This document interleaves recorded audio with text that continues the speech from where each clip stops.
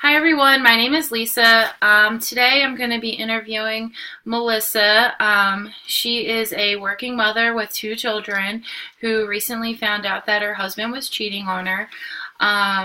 So she came in today to talk about her feelings and what her next steps will be.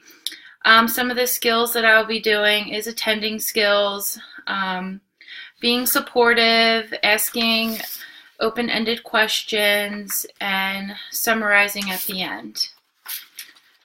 Okay, hello Melissa, what brings you in today? Hi, I just recently found out that my husband of 10 years is cheating on me. And how did you find out that he was cheating on you? Well, he'd been going to work. He normally works 9 to 5 or whatever. And after work, we'll sometimes go play in a golf league. And nothing ever seemed suspicious until I realized that the golf league is not a year-round situation from a friend of ours. And so I asked him to talk about that with me, and he became very upset and didn't want to talk about it and accused me of not trusting him. And then I found some text messages from somebody in his phone and was able to speak to her, and they've been seeing each other on and off for about a year. Okay, so this friend that told you that this golfing thing wasn't year-round and thought that something was going on, what did she exactly or he say to you?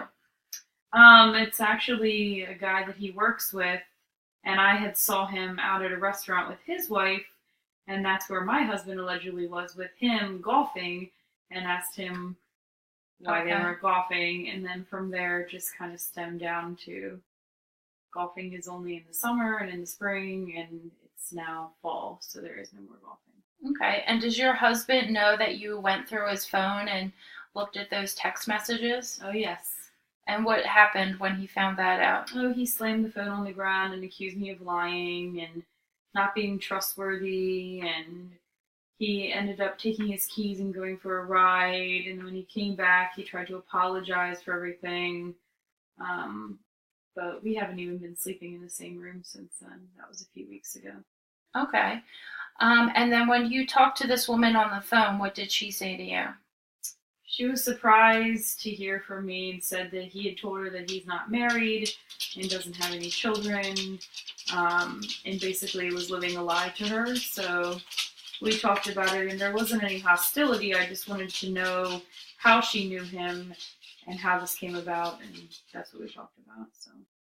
So how did you feel after you found all of this out and talked to this other woman? Crushed, upset, violated. Okay. And how did you handle that at that time? Crying, yelling. I tried not to be too outrageous because of the kids, but I ended up leaving and going and talking to some friends. I stayed away for a couple of days and then realized that wasn't good for the kids. So we're still in the same house, but we're not sleeping in the same room. We're not really speaking to each other. And that's why I decided to come in, because I need to know, or at least feel like I know what to do next. Well, what do you feel right now that you would want to do next?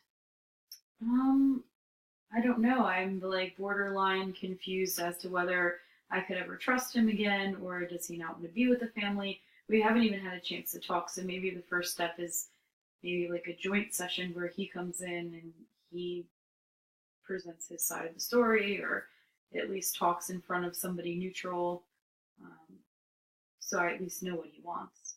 Okay.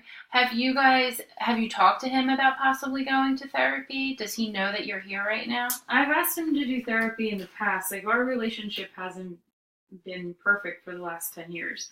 In the last couple of years, he's been very distant and not wanting to do things with the family and things like that. But, bringing up the therapy, he always likes to tell me that he doesn't need someone to tell him how to live his life or what he should be doing or anything like that. So I haven't in a long time, but I have in the past. So what I'm hearing from you right now is that you are willing to work on your marriage, even though this happened, depending what he would say maybe in therapy if he comes with you. Right. I mean, depending on what he were to say in the therapy session would depend on whether we could work through it or not. If he's completely done, I don't want to put myself at risk and try and stay with someone and work things out, knowing in the back of my mind that he's done this already before. Okay.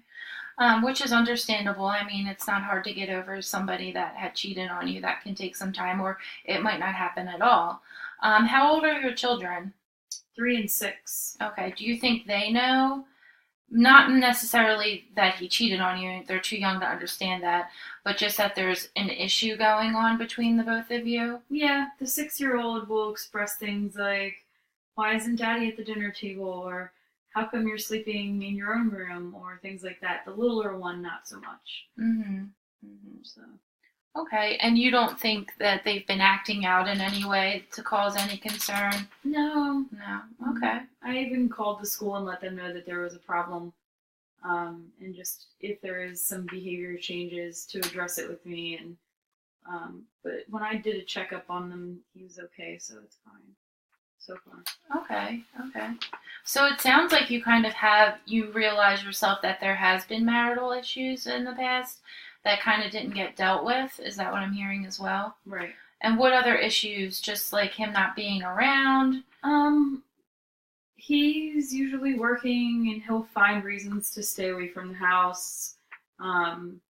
We've never really verbally fought or argued or anything like that. It's just almost like we're roommates. There's just no connection there anymore. Mm-hmm. And when we try to spark the connection, it just seems pretty dead. So. Okay, okay. So I think like one of the things that I would suggest to you right now is to see if he'd be willing to come in for a couples session, or maybe possibly him just coming in on his own. And if he doesn't want to do any of that, I mean, that's his decision. But I still would like for you to come in and just talk through your feelings and make sure you're making the right decision for you and your family. Right. Because you don't want to be in an unhealthy situation. I just look at it as you only live once, so you want to make sure that you're happy. Right. Did you have any other questions or anything while we're here right now? No. Okay, well then I look forward to talking to you next time, and you have my contact information to call me. Okay. Thank you.